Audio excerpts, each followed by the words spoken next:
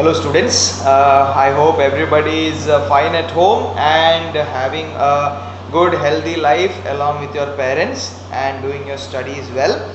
Okay, so today we will be discussing a chapter that is subject and predicate. Okay, now let me try to explain you what is subject and predicate.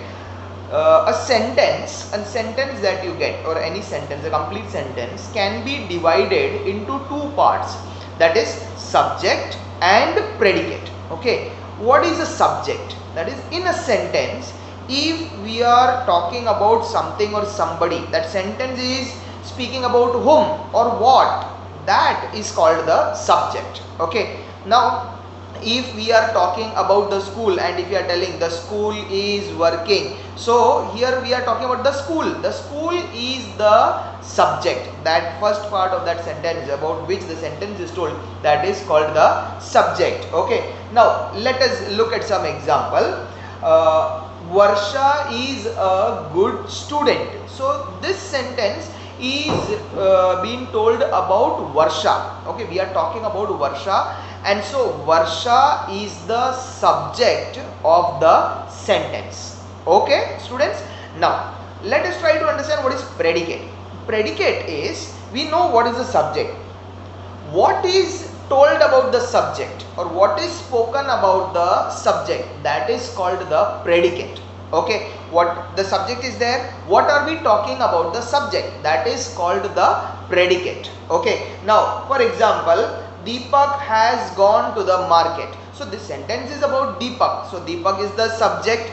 What is told about Deepak? Has gone to the market. That is the predicate. Okay, students. So this is subject and predicate. What we speak about the sentence, about whom or about what the sentence is speaking, that person or that thing is called the subject, and what is spoken, that is called the predicate. Okay, let us try to understand a little bit more. A subject, sometimes subject can be one word also, one word also, or one noun or a pronoun also, or sometimes subject can be a group of words also. Okay, so subject can be one word also and subject can be more than one word also. Let us look at the example. Virat played a wonderful innings. Okay, Virat played a wonderful innings. This sentence is about Virat. So Virat is the subject, one word, Virat, one word. So that is the subject. Now let us look at the next example. The tailor near my house stitches clothes well. Now here, whom are we talking about? The tailor, not any tailor. The tailor near my house. Okay, so we have to take that all together. If we are only taking the tailor, तो वो कोई भी Taylor बन जाएगा. Okay, वो किसी भी Taylor के बारे में हो सकता है. But it is not about any tailor. It is the tailor near my house. So that whole part, particularly we are telling कि भाई that tailor near my house. So that whole part becomes the subject. Okay, students. So here there are more than one word. So it is a group of words that become a subject. That is what I try to explain. That is, a subject can be one word also and a subject can be a group of words also. Okay, students.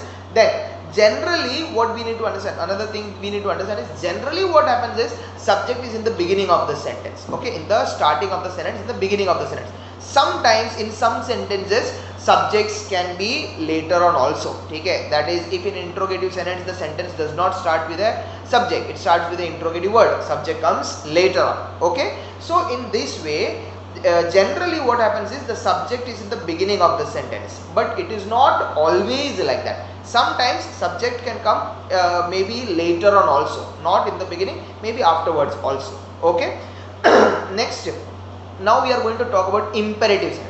Imperative sentences means order sentence. When we are giving an order, when we are asking a request or giving an advice, such sentences are called imperative sentences. Okay, now in the imperative sentences we have to understand that always the subject is you, because if I am giving an order, I am giving a person who is in front of me, who is listening to my word, I am giving an order to that person, so it is always you. If I want to tell him stand up, so you stand up, but I do not use the word you. I do not use the word you. I only say stand up. I don't say you stand up, I say stand up. So it is understood that you stand up. So here the subject in an imperative sentences, the subject is always you, but it is not written, but the subject is always you. For example, if I am telling please give me a glass of water, तो मैं किसको बोल रहा होगा? If I am talking to you, please give me a glass of water, तो I am talking to you. So it is understood that you please give me a glass of water. I do not use the word you, but still it is understood. You please give me a glass of water. मैं बोलूँगा सिर्फ इतना ही, please give me a glass of water. Okay. So in all the imperative sentences, the subject is always you, but it is not written. It is understood. लेकिन जब भी हमको we have to mention, whenever we have to say which is the subject in an imperative sentence, so we have to understand that the subject in an imperative sentence is always you, but it is not written or mentioned, but it is always you. Okay students, suppose if I am telling don't talk, I will say only don't talk, but the meaning is you don't talk. I do not use the word you, but it is understood. You don't talk. Okay, so this you is there, but it is not used. We do not mention it. So the subject in imperative sentence is you, but it is not mentioned. Okay students, so this was about subject and predicate. I hope you have understood this topic. I will also be sending you a video where I will explain you how to solve the exercise of this chapter. Okay, have a nice day, have a safe life, stay home, stay healthy. Bye students.